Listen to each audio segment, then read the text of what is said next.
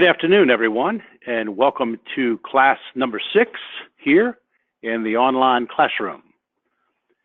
We have reached a little bit beyond the halfway point, and obviously, as we take a look at folks that are involved in this class, we want to thank you, especially those of you that are struggling to keep up with the schedule. We fully understand your situation, and that's why we wanted to communicate with everyone here over the last week, letting you know that if you've fallen behind on your homework assignment, that's okay. Just get it in, and we'll be able to obviously put it in your folder and keep things moving right along. As we always do, let us begin with an opening prayer that we can get started with. Let us remember we're in God's holy presence. Dear God, thank you for this opportunity to meet together. Please help us to come together today to make this ministry of Catholic development reflect your kingdom. Breathe life into our ideas and decisions, and help us to build teams that have love and respect at their heart.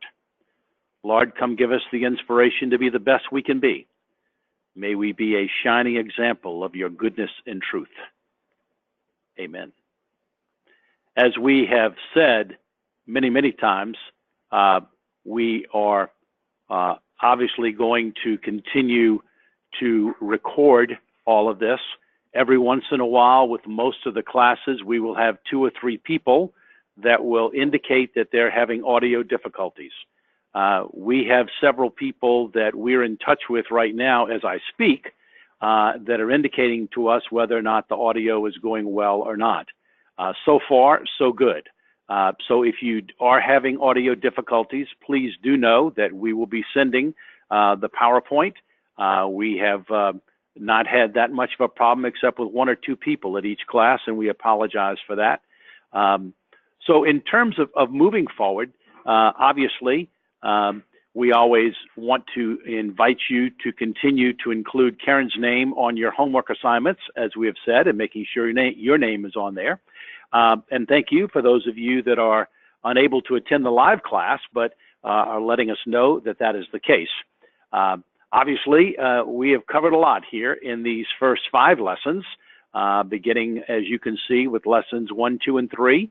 And we have continued on with lesson 4 with communication.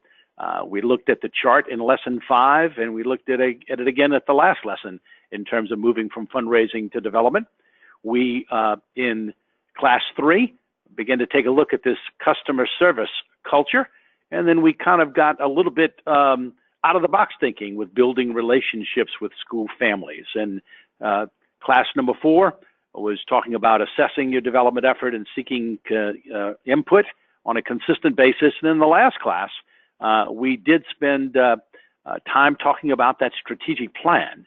And then also we begin part 1 of enrollment management being everyone's responsibility. Of course, the whole idea behind that piece is that the idea of critical mass is being so very important. And of course, that was one of the homework assignments. And so we will obviously take a look at that and share with you a couple of things. I found that in the 2 questions that we had for homework, the first one, how important is the long-range strategic plan for your development advancement efforts? And the second one, how are you building critical mass?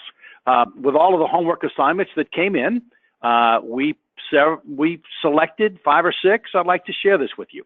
The first one deals with building the critical mass. And this is the answer from one of the students. This is a fabulous question for me because we have nothing at the present time. We're starting the wheels in motion to incorporate input from various school groups, never having done this before. After receiving the blessing from my principal to move forward with this idea, I've been individually meeting with teachers to ask them about their perspective of our school and to ask them about 5 positive aspects that set our school apart. During this meeting, I'm providing them with positive feedback I am receiving when I'm conducting the many school tours I have been doing. This positive feedback has been quite welcome, and it certainly leads pretty readily into the explanation about serving as an ambassador for the school. My plan is to do the same for the Parent Service School Board and the school board and the parent groups. Once all this information is obtained, I'll calculate results, and we'll take a look at coming up with that top 10. What an excellent way. I especially like the fact that as this person is going about doing this, what we also are hearing is that she's sharing some of these things that she's hearing on the tours with faculty members. This one is dealing with how important is a long-range strategic plan to the development advancement efforts. This person says it's critical to advancement in that it defines the school's goals, vision, and steps, and time frame to reach these goals. An advancement office uses this as a tool in planning in terms of where the resources and efforts in order to help the school achieve these goals. Presumably a SWOT analysis, strengths, weaknesses, opportunities, and threats, was done as part of the planning process. And this information allows an advancement professional information that they can use to create annual fund campaigns, target certain grant opportunities, and minimize any potential financial threats. So as we look at this, once again, these are two examples in the strategic planning process, especially that SWOT analysis, allowing you to take a look at quite possible annual fund goals in terms of, as we call them, case points. We'll talk about that in the next class, but once again, excellent idea. So in terms of another one about building critical mass, our development program is only in year 2, but we've been actively working to build ambassadors for the brand. We currently have about 30 parent ambassadors who serve as our enrollment and retention team. We've selected this group carefully and personally invited their involvement. We hold a couple of training and sharing sessions each year, but more importantly, the team receives correspondence from me as the advancement director throughout the year. At least once per month, or sometimes more often if needed arise, the team receives an email update from me with talking points and other critical information. Once again, there's a team also here of student ambassadors that we train and manage. Each of these teams have been helping build enrollment. And this particular one kind of goes on to say that and this is a theme we heard throughout the homework assignment, was that in terms of building that critical mass, many schools have parent ambassadors and student ambassadors.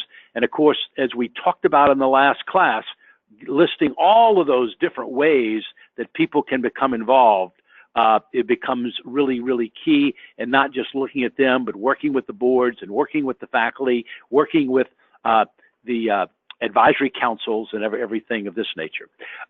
So another one that came up in terms of building that critical mass. I really, really like this because this is somebody that took something and did something with it right away. At our October school commission meeting, I discussed the importance of personal relationships with each family at school. The commission took home lists of families that they are to call over the next 2 or 3 months. I put together some talking points and to take down notes when phone calling each family. The idea was met with enthusiasm and also some ideas of their own. The preschool families are being called before the time to invite them to open house at the end of the month. Everyone on the school commission was willing to be part of the project. The first meet and greet with the principal will be in November.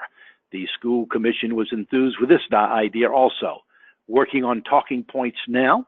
And the school commission also discussed meeting and greeting local preschools and setting up a volunteer enrollment committee again this year. So once again, being able to take this and put it into action and make it relevant. In terms of the importance of strategic planning, we'll read a couple more. Very important to the advancement efforts here at our school. When the strategic planning process is done correctly, representatives of all stakeholders of the school are brought together to discuss long-range goals. All areas of the school are represented and feedback is given from all aspects of the entire organization. The process enables the school to take all the ideas and formulate a vision and a mission. Once the vision and mission have been approved, the development advancement team has a blueprint of how to position the school to achieve these goals. And that becomes so important to move all this forward.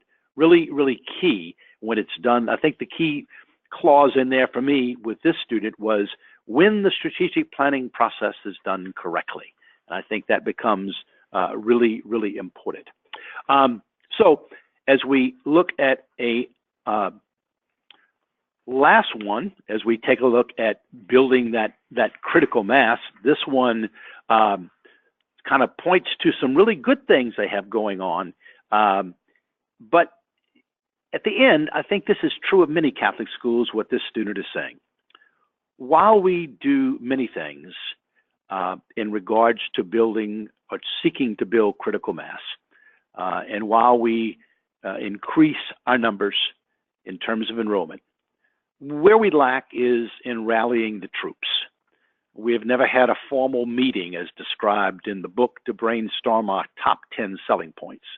However, we do have groups that come together to achieve common goals. We educate them informally, but nothing formal. We have recently moved into a new campus, and all of that energy over the last 5 or 10 years has gone to that. But now that we're in the new school, and we need to present this idea and move forward with a plan of action to increase critical mass by bringing more people together and rallying more troops. So as we look at all of this, I think that the comments really reflect a lot of what we heard as we select homework assignments. I think that what becomes one of our goals is to be able to move forward in terms of listening to what other people are having to say in regards to it. So as you continue to send in your homework, once again, we want to be able to share those as we move along from class to class. Today in this class, we pick up the class number 6 with part number 2, promote the belief that enrollment management is everyone's responsibility. And so we want to spend a fair amount of time on that. And then lesson 16, understand the value of your wow. We have a lot of slides to go through because with this class, what we did was we pulled out a bunch of examples that we'd like to share with you. Some of them come from the present client base that we are working with, and I'd like to share some of those with you. And I think as we look at moving forward on all this, we'll spend the last part of this lesson talking about the value of your wow, but would also be included in the enrollment management piece. I'd like to share once again in terms of just positioning all this. We've shown you this before. This is also in the book, but as we've talked about in terms of setting up that development advancement infrastructure, that advancement team, whether it's one person or multi-persons, whether it's part-time, full-time, whether it's volunteer, there is a core team, and if we believe in the philosophy of continually moving forward in terms of engaging people, then we realize that we do need a strategic plan of action. And of course, we're going to cover this in an upcoming lesson, but just to let you know, to remind you of the 6 areas of Catholic school advancement / development, as you can see, the constituent records, the communications, the one we're going to work today, that's why it's kind of highlighted in red, enrollment management, because really both the enrollment management part 2 as well as your WOW deals with enrollment management as well as communication, fund development, alumni involvement, and fundraising events. So as we look at this, once again, just wanted to share this with you.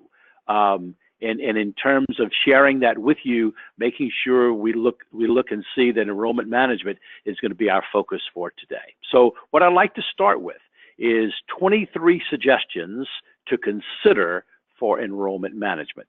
Now, many of these suggestions some of these suggestions are in the book, some are not in the book. And so in terms of looking at these suggestions, you will notice that today, down on your screen, you should see a section that is called handouts. And you'll notice that there are 4 handouts that you basically have. And so in terms of those handouts, if we could look at those right quick, one of the handouts that you will see is the incoming prospect intake form. And then another one is the principal financial letter. Then there is a referral form, and then there is the enrollment funnel. So in terms of these, I think as we look at these, There'll be a few other things that we'll be sending you, but you'll see these as we refer to them as we move on through this particular class. Suggestion number 1 is to work with an enrollment management core team. Now, this can be 6 or 10 leaders. These people could be a subcommittee of your overall core team. In other words, as part of your core team, you could have people that are just focusing on your enrollment management and marketing. They should be good representation of faculty, staff, parents, alums, past parents, other school leaders. And these are the people that are really going to help you implement. These can be the people that lead the parent ambassador team. These are the people that can help you with the open house. These are the people that can help you seek input on the top 10 selling points. These are the folks that you move forward with in terms of implementing your plan of action. If you remember, back in class number 2, we sent you a copy of a format, an outline of a marketing plan. And so as you take a look at moving forward with that marketing plan, we are also talking about the ability for you then to have your enrollment management core team work with you on that marketing plan. Suggestion 2 is the referral form. Now, the referral form is one of the handouts. This is a referral form that can be used where you invite parents, students, faculty, staff, and parishioners, if applicable, to refer individuals, refer families to you. If you wanted to open the referral form, you can see what it is. This one is specifically geared to parents. And so once again, the key there as you look at it is to have people that once again would be able to give you permission to use their name in terms of you making a recommendation to send a packet of information to that family. Recently, within the last 2 months, we had one of our parish and elementary schools, a parochial school, that used this with parishioners, and they handed out this at all of the masses, and they received over 50 referrals of people to send information to. It was a wonderful opportunity for them to be able to share information and to get the referrals from some of the people that obviously believe in what is going on. So with that referral form, once you look at it, you'll see how you can use it. It's a Microsoft Word document, and so then you can adapt and amend to that. Number 3 is what we're going to talk about a little bit later, but I wanted to have it here as one of the slides where you've got to, as we've said before, create your wow. And of course, the value of the wow, called the hook, whatever, is something that's visual, it's something that's tourable, something that's unique and distinctive, and we'll look at some examples here as we move to those slides later on in this class. Above all, your wow must be memorable. It must be memorable. It must be something that when people see it or people experience it, they are able to say, wow, this is something that is really fantastic. So as you look at this, you know, once again, when we get to it here in the slides coming up in about 20 minutes, you know, we're going to give you some examples. There are several examples in the book. I'd like to give you another 1 or 2, but this is something that's going to take you a while. It's also going to be your homework assignment as we move from class 6 to class 7 for you to describe what your wow is. And maybe you don't have it nailed down yet, but at least you can let us know what you're thinking about, what you're looking at in terms of that. Suggestion number 4, utilize and implement your marketing plan. And of course, I just referred to that, and that was the handout from class 2. And working with your enrollment management core team, working with that marketing plan, once again, we feel that presents an organized way of doing something. And so we encourage you to use the marketing plan that we sent you from class 2, along with your enrollment management core team as you move things forward. Number 5, the possibility of a postcard campaigns. And this would be based upon your demographic study, where you could look at those age groups that you feel would funnel into your particular Catholic school. These would be people that are quite possibly in Catholic, parochial, private, public schools. You could segment by zip code, depending on where you are. You would obviously deal with a company that would handle this for you, and there are many of them around. But we have seen a number of schools that have used this particular strategy to once again put forth a series of postcards. Here's what several schools did last year. Postcard number 1 introduced the Catholic school. In other words, you basically introduce your school to that particular audience that you're sending the postcard to. The second postcard was an invitation to open house and to come on campus. Postcard number 3 was an invitation to a personalized URL where actually someone could register on your website. We'll talk about that later. Register on your website, and actually it creates their own personal quote-unquote recruitment page for them. Fourth postcard could be happy holidays. Fifth postcard could be invitation once again to come on campus. Now, when I say invitation to come on campus, this means something specific, not just a general invitation, but something that is very specific that you'd like to invite them to come on campus with. We're going to give you an example of a really, really good one here in just a minute that I think you'll be able to see. Develop the top 10. Now, we have talked about this and talked about this and talked about this. And the top 10, if you work it correctly, it is going to allow you to interact with a whole number of people.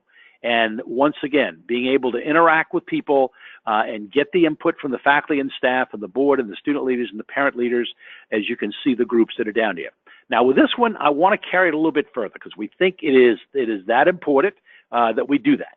So in terms of that, here's examples of top 10. This comes from NCEA, and their recommendation in 16-17 was the top 10 for Catholic schools that they see from a national perspective: Catholic tradition and academic excellence, balanced curriculum, including arts, music, and fitness, emphasis on moral development, service to others, leadership skills, 99% graduation rate, strong preparation for further education, safe, disciplined environment, exceptional faculty, individual attention, commitment to technology, and good stewardship of resources.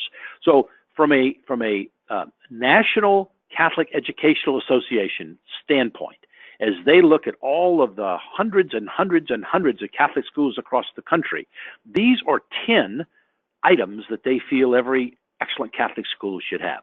Now, let's dive down into this, and I'd like to share with you some schools that have done this that we have worked with. This comes from St. Ursula Academy in Cincinnati, Ohio. I'm not going to read it to you. You all can read what's on the screen. This is an all-girls school in the heart of Cincinnati. And as you can see, their top 10 came from a lot of input from students and faculty and staff and board and their alumni. But these are their top 10. These are their top 10. And this was applicable for the 2016-17 school year. Excellent pieces, excellent school, just got finished doing a very successful strategic plan as well as a very successful capital campaign that actually went over its goal. Here is a school that is pre-K through 12 in Sedalia, Missouri. This is Sacred Heart School. And so their top 10, as you can see, once again, that second one kind of distinguishes them a bit, not totally, but the family-oriented environment with a 135-year history. But you can see as they take a look at their top 10. Now, the top 10, once again, may change one or two every year. Some of them will always stay the same, like the first one, affordable faith-based Catholic education. So that is one that we look at and say, well, gosh, this is an excellent example. Cecina Memorial High School. This is a high school that we have been working with in Indianapolis, and they came up with their 10 great things. In fact, their advancement director, Bob Golubish, is actually presented how they came up with this at the NCAA convention a couple of years ago. But these are their top 10 that they have been using, and they tweak them, they talk about them, and they discuss them every year.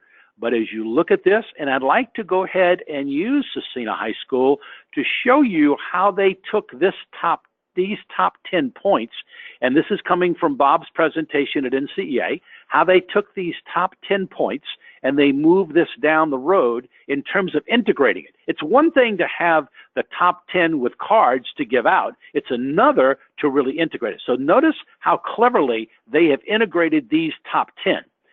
First of all, their observations or that all 10 are true. I like that third statement because that is so true. Although other schools may use similar words, the meaning behind the words are different for each school because of lived experiences and tradition of the school. So true, so true.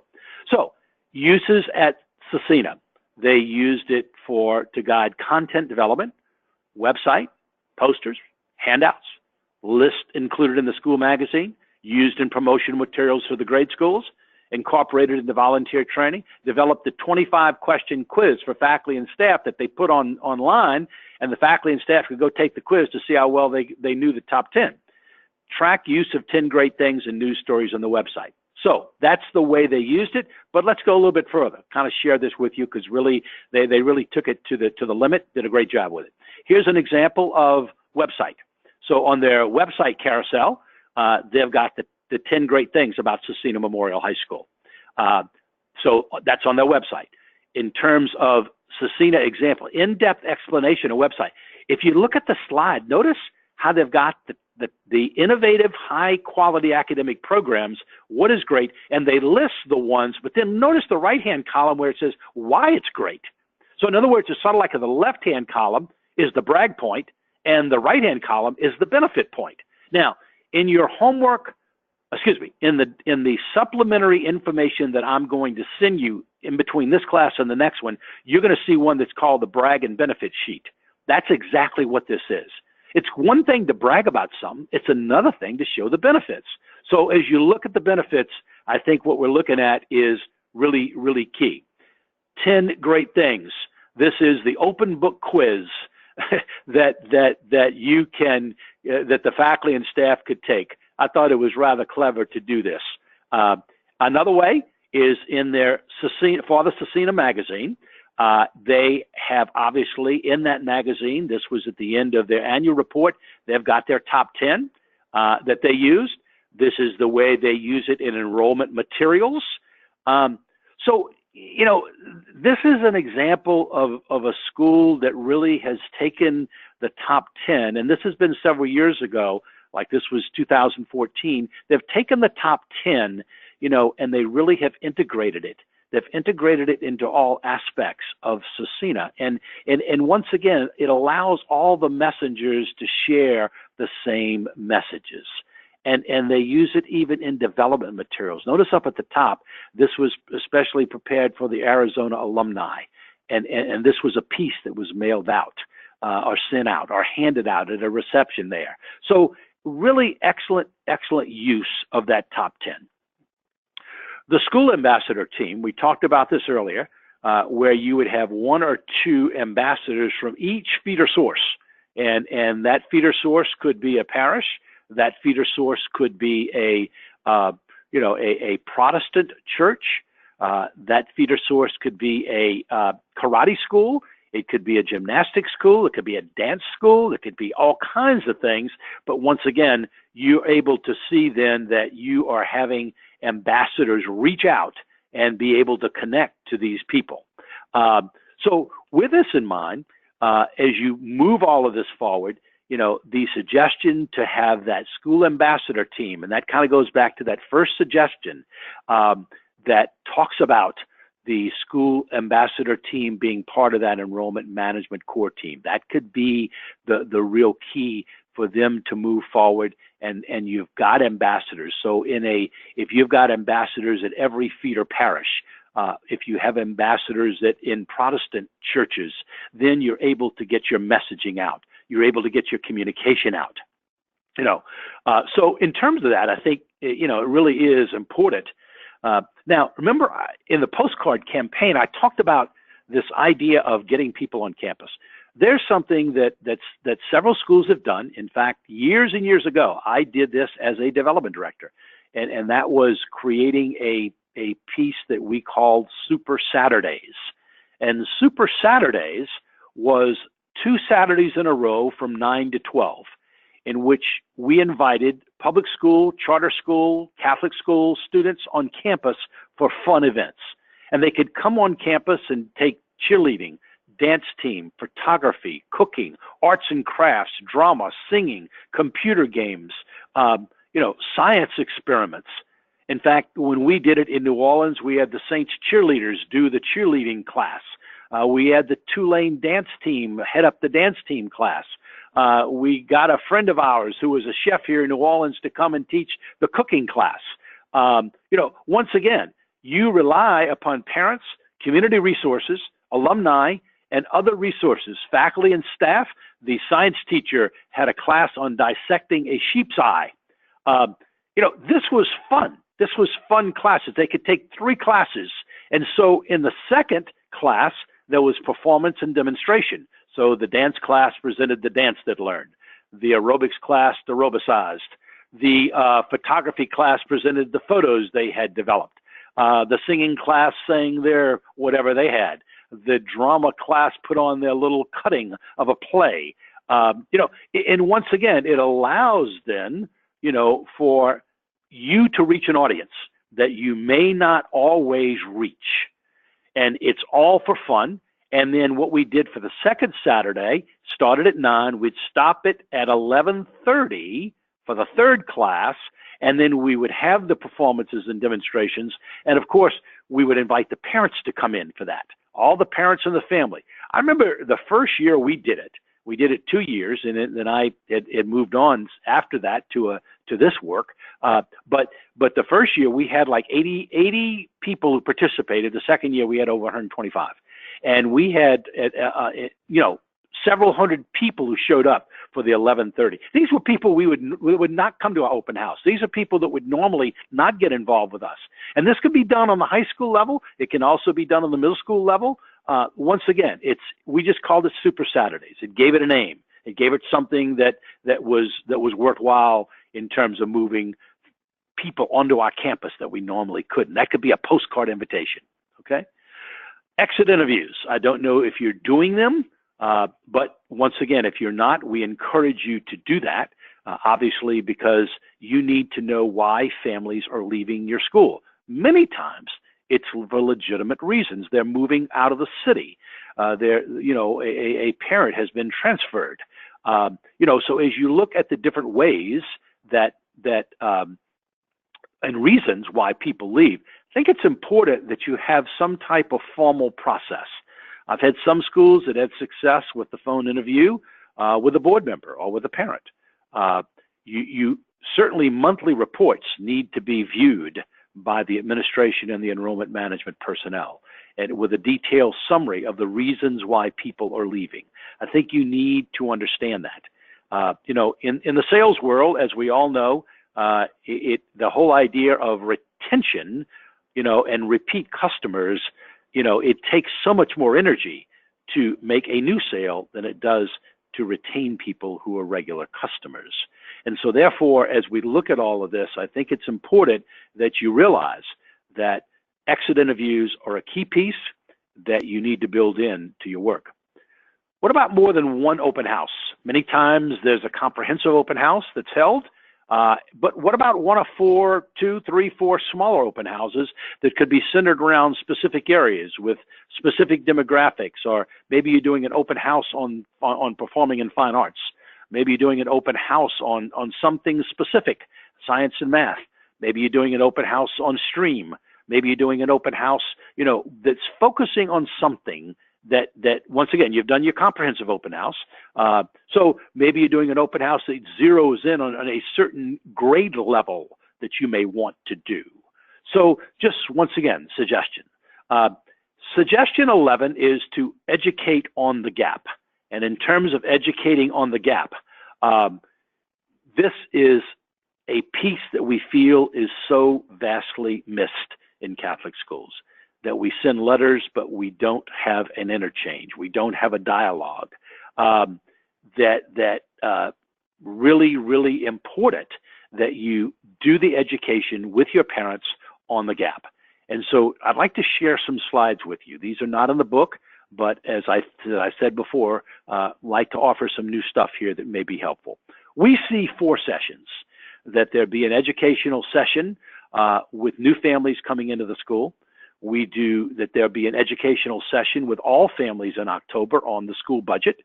You do an educational session with all families in January on the gap, and an educational session with all families in April as you talk about budget for this year and you take a look at tuition for next year. Many times people say, well, what should that look like? I'm going to share with you something that we were part of, and I think you'll see exactly what I mean. So these are some slides that were presented to parents. These were mandatory meetings of 9th, 10th, 11th, 12th grade parents, each group class meeting separately, not together. So understanding the gap. So what is the gap? And these were slides that were presented. The difference between what it actually costs to educate a student and what a student charges in tuition. Why don't you just go ahead and charge the full tuition? Some schools do. XYZ Catholic school does not. If we charge what it actually costs, it would greatly diminish the number of students who could apply. In addition, it is not our mission to become a private school for the financial elite. We need to be true to our mission. How does the school make up the gap between expenses and tuition? Many ways. Let's look at the overall picture. And this is what was presented. Operating disbursements to provide state-of-art Catholic education in 1718. The total of operational disbursements, $6,672,500. 83% went to instructional, 15% went to operations and maintenance, 2% went to equipment and renovations. Operating income from tuition. Tuition was $8,900 for 615 students, bringing in $5,473,500. So the total deficit was $1.199 million. So the gap per student was $1,950. So the next question is, how does the school make up the difference? And what we shared was through the annual appeal. And the divisions of the annual appeal are the financial leadership division, the gap drive with parents, alumni appeal, friends division, business community division, through auxiliary services such as cafeteria and bookstore, 3 special event fundraisers, raffle ticket sale, gala golf tournament, and raffle ticket sale were mainly targeted with alums, enrollment fees, investments of money, as well as grants. So in terms of this, people could understand the gap piece, and we kept on with the Q&A. Of all the ways, what's the most effective? And we made sure people understood the annual appeal, especially the financial leadership division and the parent gap drive. And how long does it last? September to June. In this particular school's case, how much should I give? And there's some pieces there. We invite, as we'll talk about at the next class, the gift of prayer, of service, and of finance. Are gifts tax deductible? Yes. Why is parent participation so important? And we answered that question because we were dealing with parents here. As we have shown, each year we reach out to alums, past parents, small, etc. Regardless of the amount of money raised, many want to know how supportive our present parents are. So how much is the gap? And we repeated that. Now, those were some foundational slides, as we call them, that dealt with the gap. And people really appreciated. We had a great Q&A after this. The Q&A evoked some really good discussion. We had a number of people that talked about it, that asked questions that we thought were really relevant. And it really, the overall response was, they understood it. Now, this was done in September, and this particular school just kicked off their annual appeal, and already the parent contributions coming in, to the parent gap division, as that school calls it, they're running 30% more in terms of those intention cards coming back in than last year. And that school really believes it's because of the education. So Suggestion number 12, that's the ultimate question. That was talked about in a previous lesson. If you're not doing it, please, please, please take a look at it very closely. That's the question, how likely is it on a scale from 0 to 10, how likely is it that you would recommend, our Catholic school to family, friends, relatives, colleagues, neighbors, etc. If you gave us a 10, if you didn't give us a 10, what would we need to do to have your score be a 10 if you took it a year from now? Really great, great, great survey. It can be done online. We're presently doing it with 2 of our schools right now, and they're getting just wonderful input from their parents, their alums, their faculty, staff, their students, their board. On-campus events, we've talked about Super Saturdays, and as you know, what's interesting in our work and in our surveys, the number one reason people will select a Catholic school is in direct relationship to the amount of time, the number of times they have been on that campus. And so there are many, many things that I'm sure you already do, but special different camps, cheerleading camp and a basketball camp and a football camp and educational sessions, and you can read all of these things and more. Once again, this needs to be part of your enrollment management plan. We've talked about the customer service culture and developing that. And if you remember that quote in the 4th bullet point here, that a Catholic school is going to attract the number of resources it deserves to attract, and what it deserves to attract will always be in direct relationship to the quality of its leadership, its programs, and its welcoming and engaging culture. Understand the enrollment funnel. This is a handout. So if you click on the enrollment funnel handout right now, you will see what I mean by the enrollment funnel. It is a wonderful, wonderful visual. I mean, just outstanding, because it shows you what needs to be done and how it can be done and what you need to do, in terms of you moving this piece forward. So the enrollment funnel, in that, Word document that should be on your screen. We're going to also send you other copies of this. That enrollment funnel really kind of shows you, when prospects come in, and it doesn't go until they actually become alums, and that becomes key. Suggestion 16, relationships and partner and feeder schools. How well does your administration know the administration in your partner and feeder sources? So important to build those relationships. I've had, many schools. In fact, one school I was working with, this has been several years ago, and they said, how can we do something? What can we do that will bring our feeder partner schools further in where we can get to know them better? And so they hosted a teaching methods workshop in which they brought in the elementary schools. They brought in, people that really could offer their best practices. It was a wonderful sharing workshop where they got to know the people, doing collaborative meetings with boards and councils, ongoing communication with all of those feeder sources, parishes, DREs, religious ed teachers. So very important, as you build those relationships. We've talked about the personal family visits. That's been a lot of time on this in class number 2 or 3. I think it was class 3. And that becomes really something we always want to promote. Parent receptions for prospective parents. This can be held in parents' homes. This can be done to invite those who may be on the fence, maybe those who have been accepted and they're already in the school and registered and paid, and you can have a welcoming with parents, totally parent to parent.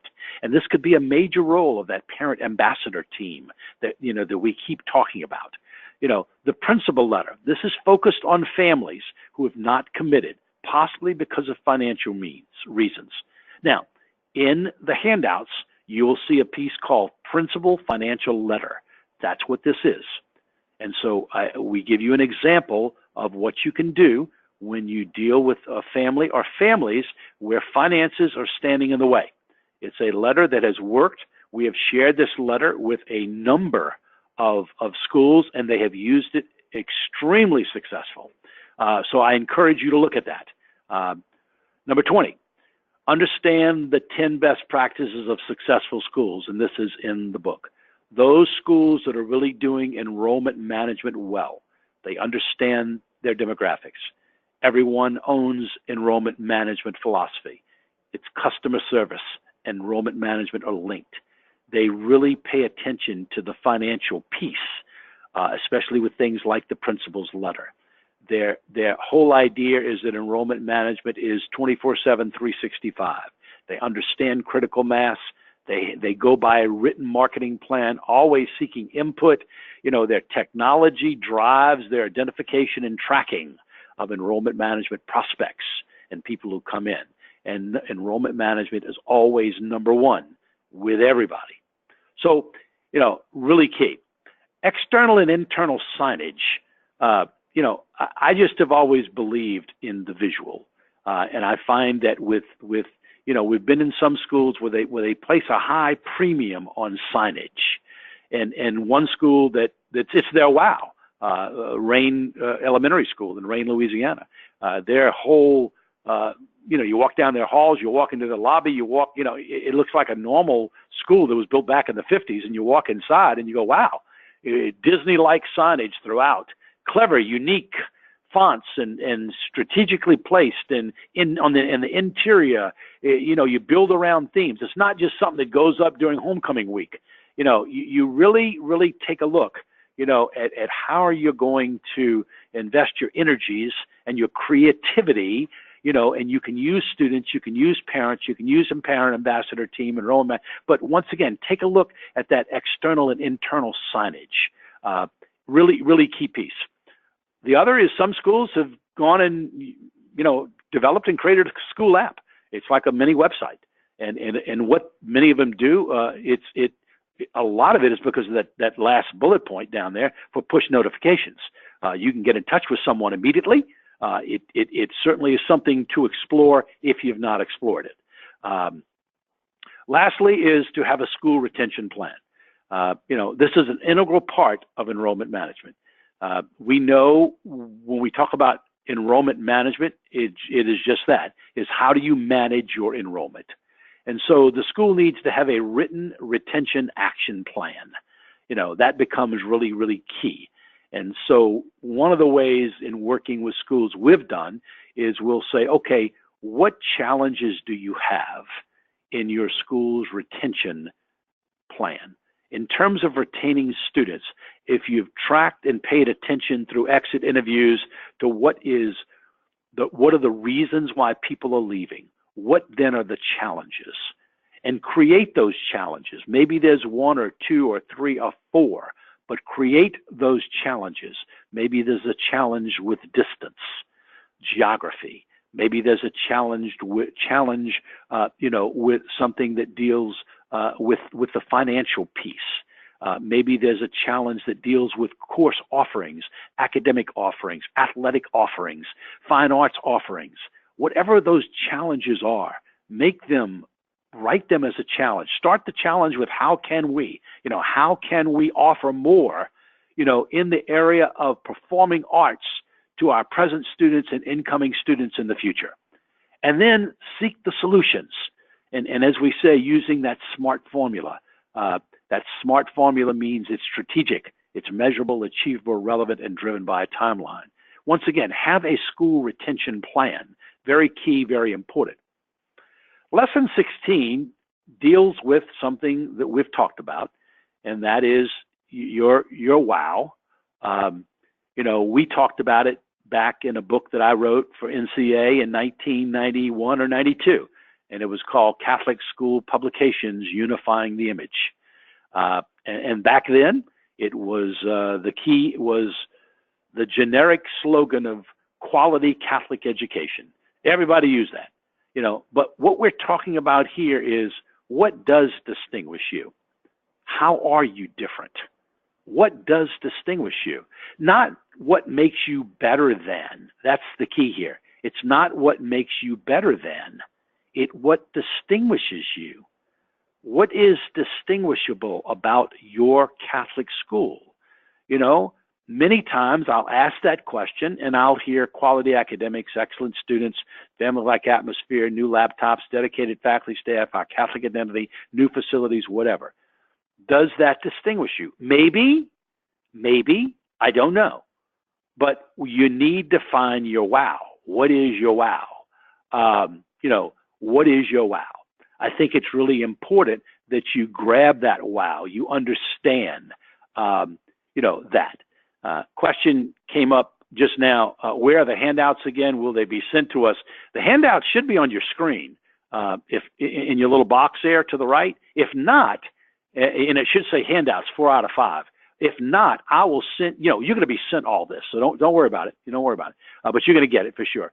So in terms of that, the key is that wow is so important. Now, here's some examples. I mean, De La Salle High School in New Orleans, as I shared with you for the opening class, the person to whom this book is dedicated, Michael Guillat.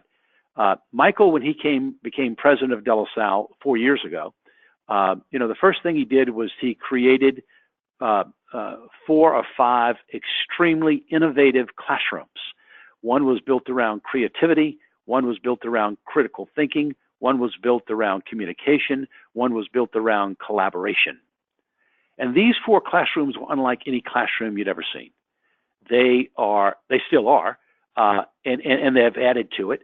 They were done with major donor gifts, or they were done with foundation grants. For example, the critical thinking classroom was a giant chess table that students at De La Salle could enter into chess contests with students all over the globe.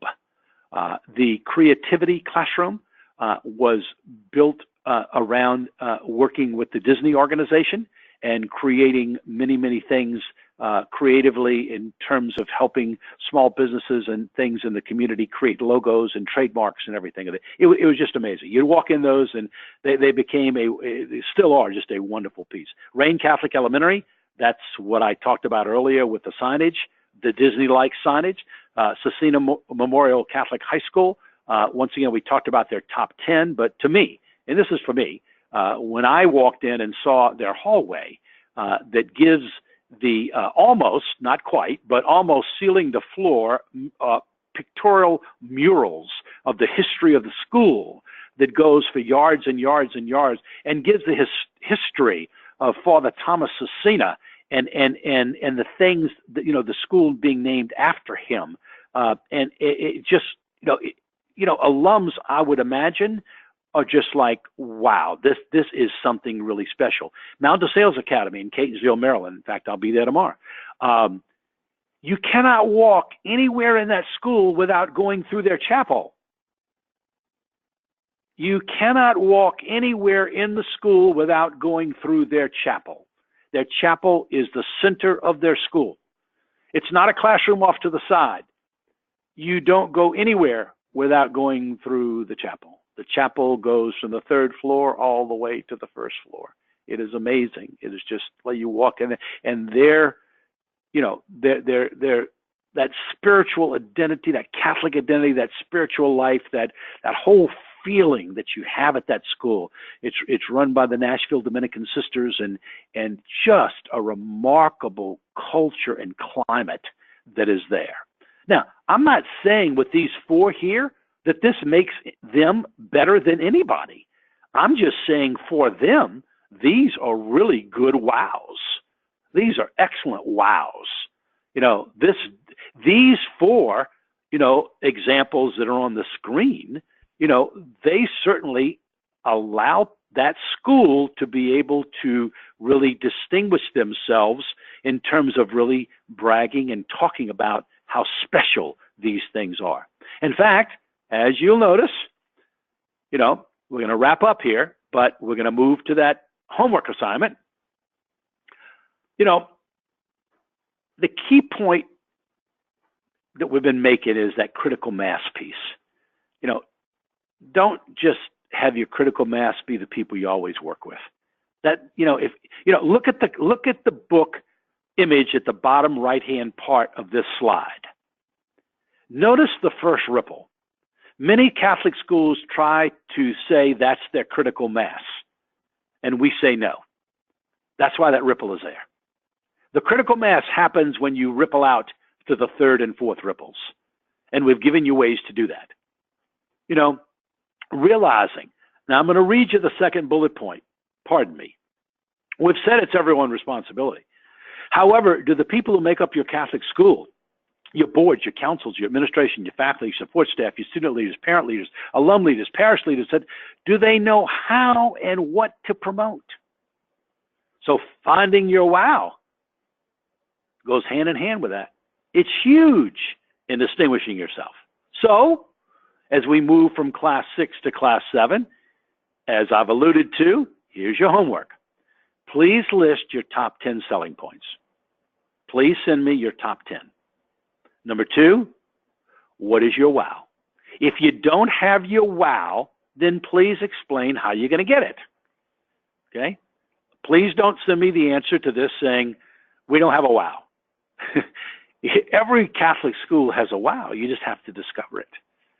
You know? So that's your homework assignment. It can be as short or as long as you want. So those of you that are really pressed for time and already have your top 10, boom, fire them off to me. If you already got your wow, fire it off. You can finish the homework assignment in 10 minutes. But once again, I'd like to. And I'm going to share these, you know, the ones that we realize there are 4 or 5 people that want to remain anonymous. I totally respect that. We want to share some of this at the next class. So please send your top 10 selling points. Discuss what your wow is, you know, with this. And then in the next class, well, in the next few days, you're going to receive the PDF, the YouTube video link, the supplementary materials. Now, this is what I'm going to send you. Some of this was on these slides. You know, the brag points worksheet that I referred to, the prospects intake form, the principal financial letter, the referral form, the enrollment funnel. And then we'll send you the link to class 7, which is on Friday, November 17th, a reminder of your homework, which is on slide 58, which is the one we just saw. And please email your homework and make sure you have your assignment in by Wednesday, November 15th. Okay? So, in our next class, we're going to spend a lot of time, probably 60% on the annual fund and 40% on the alum base piece. I know we have some questions, and there are 4 or 5 people that did send in that they have had difficulty with the sound. I apologize for that. I have no control over it. I will check with GoToWebinar, and there's 5 people that have sent this in with this. I know the person in my office right now is listening to this. She is online, and in terms of being online, as I said, she's hearing perfectly. So, gosh, I don't know what to do about it. I will call GoToWebinar again. The next class I will be presenting will be in a different location, and so maybe we'll have a little bit better success. Once again, you will receive the recording of this, from this. In terms of the handouts, another question came in about the handouts. That will be sent to you, and I think you'll really be able to use those handouts because they are very practical, along with this particular PowerPoint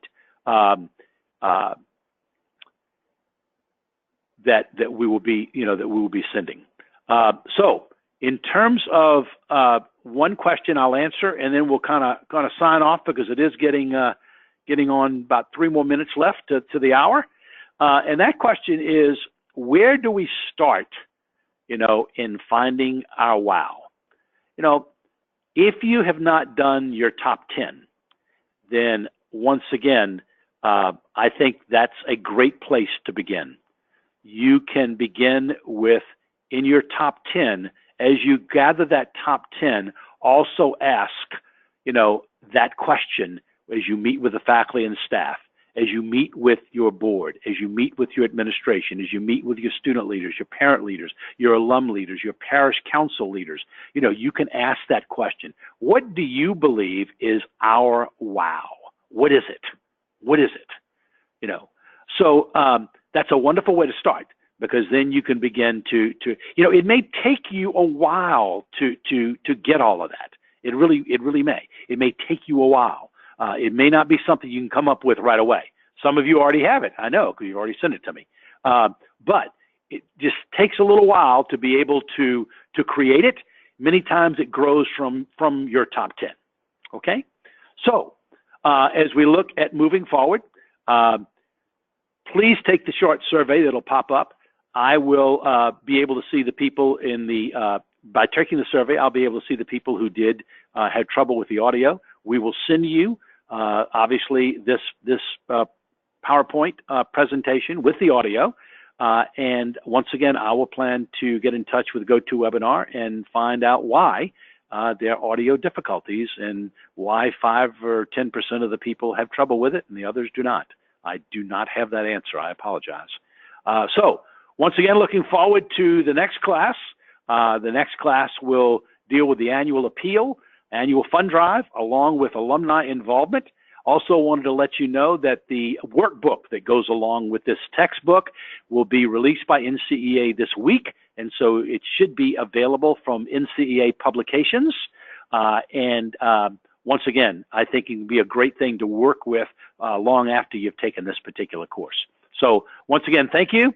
Enjoyed being with you again today, and thank you especially the many, many of you that are keeping up with this and really seeing some excellent results. And we'll see you at the next class. God bless. Thanks.